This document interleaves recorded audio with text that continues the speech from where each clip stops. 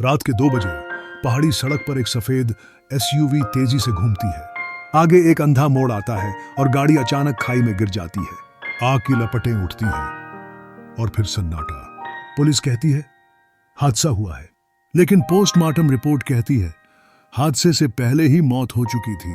अब सवाल यह है, अगर एक्सीडेंट से पहले ही मौत हो चुकी थी तो फिर यह गाड़ी क्यों और कैसे खाई में गिरी? क्या यह किसी ने जानबूझकर किया था, और अगर किया तो क्यों?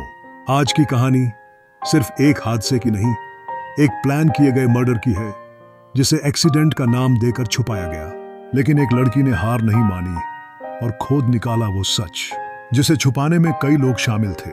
रोहित शर्मा 28 साल का एक सॉफ्टवेयर इंजीनियर और उसकी मंगेतर दिव्या, दोनों अपने 4 दोस्तों के साथ एक रोड ट्रिप पर निकले थे, दिल्ली से शिमला की ओर। साथ में थे अमन, रोहित का बचपन का दोस्त, निकिता, दिव्या की फ्रेंड, संदीप और नेहा, एक कपल। 6 लोगों की ये ट्रिप एकदम नॉर्मल लग रही थी।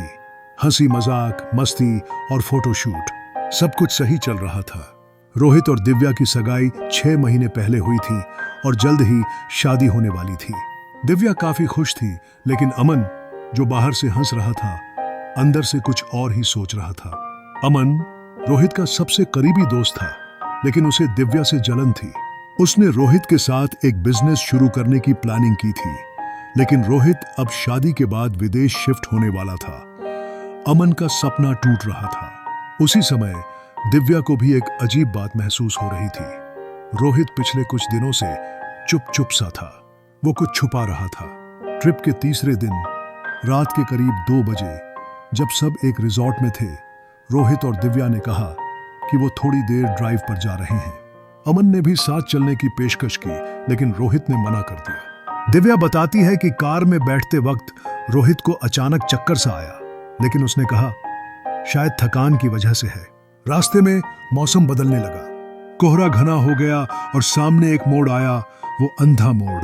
दिव्या कहती है रोहित ने ब्रेक लगाए, लेकिन कार ने रेस पकड़ ली और सीधे खाई में गिर गई। मुझे तो कुछ समझ ही नहीं आया, सिर्फ एक झटका और फिर ब्लैकआउट। जब उसकी आंख खुली तो वो हॉस्पिटल में थी। उसे सिर में चोट थी, लेकिन होश में थी। उसे बताया गया रोहित मर चुका है। कार खाई में गिरने के बाद आग लग गई थी। पुलिस ने पहली नजर में इसे हादसा मान लिया। दिव्या को भी यही बताया गया। ब्रेक फेल हो गए थे, लेकिन दिव्या को यकीन नहीं हुआ। उसने कहा रोहित ने ब्रेक सही से लगाए थे, गाड़ी कंट्रोल में थी, अचानक रेस कैसे पकड़ ली? 3 दिन बाद पोस्टमार्टम रिपोर्ट आई। रिपोर्ट में लिखा था मृत्यु का कारण कार्डियक अरेस्ट, जहर के कारण। मतलब हादसे से पहले ही मौत हो चुकी थी। पुलिस चौंक गई। अब सवाल उठा, तो हादसा क्यों हुआ? कार खाई में क्यों गिरी अगर ड्राइवर पहले ही मर चुका था? जब फॉरेंसिक टीम ने कार की जांच की तो पता चला ब्रेक वायर को छेड़ा गया था ताकि हादसा हो। दिव्या रोती रही, मुझे नहीं पता क्या हुआ, पर मेरा रोहित मुझसे छीन गया और अब ये कोई हादसा नहीं लग रहा। अब शक की नजर सबसे पहले दिव्या पर पड़ी। वो अकेली जिंदा बची थी। मंगेतर की मौत के बाद भी वो ज्यादा इमोशनल नहीं दिखी।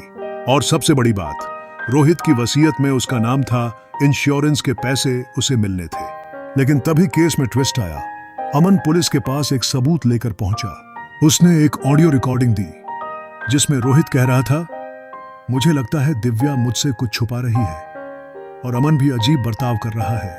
मुझे डर है कहीं कुछ गलत ना हो जाए। यह रिकॉर्डिंग रोहित ने ट्रिप पर निकलने से एक दिन पहले अमन को खुद भेजी थी और अमन ने अब उसे पुलिस को सौंप दिया। लेकिन पुलिस को शक हुआ, अगर यह रिकॉर्डिंग अमन को पहले से थी तो उसने पहले क्यों नहीं बताया? जैसे जैसे जांच आगे बढ़ी, कई राज खुलने लगे। पुलिस को पता चला रोहित के इंश्योरेंस का क्लेम दिव्या ने नहीं किया था, बल्कि अमन ने एक फर्जी वकील के जरिए क्लेम करने की कोशिश की थी। जब पुलिस ने अमन का कॉल रिकॉर्ड निकाला तो उसमें एक नंबर बार बार एक्टिव था, जो किसी गैरेज में काम करने वाले युवक का था।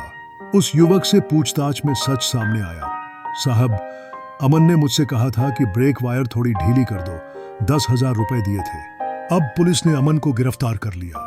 पहले तो उसने मना किया, लेकिन जब सबूत सामने रखे गए उसने सब कबूल कर लिया।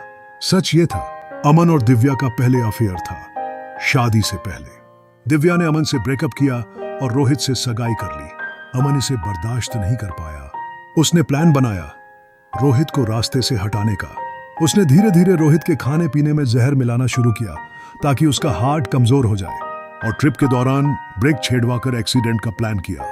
लेकिन प्लान में गड़बड़ी यह हो गई कि दिव्या को कुछ भी पता नहीं था। उसे अमन ने सिर्फ इस्तेमाल किया। जब दिव्या को यह सब पता चला वो टूट गई। अमन को कोर्ट ने आजन्म कारावास की सजा सुनाई। उसने माना, मैंने अपने दोस्त के साथ गद्दारी की सिर्फ लालच और बदले में। दिव्या ने केस खत्म होने के बाद मीडिया से बात करते हुए कहा, प्यार में धोखा बहुत देखा था, पर दोस्ती में ऐसा धोखा पहली बार देखा। उसने रोहित के नाम पर एक ट्रस्ट फंड शुरू किया ताकि पहाड़ी इलाकों में ड्राइविंग से जुड़े हादसे कम हो सके। उसने कहा, अगर इस हादसे को हादसा मानकर छोड़ दिया जाता तो शायद कभी सच सामने नहीं आता। मुझे यकीन था रोहित कभी ऐसी लापरवाही नहीं कर सकता, और उसी यकीन ने मुझे सच्चाई तक पहुंचाया।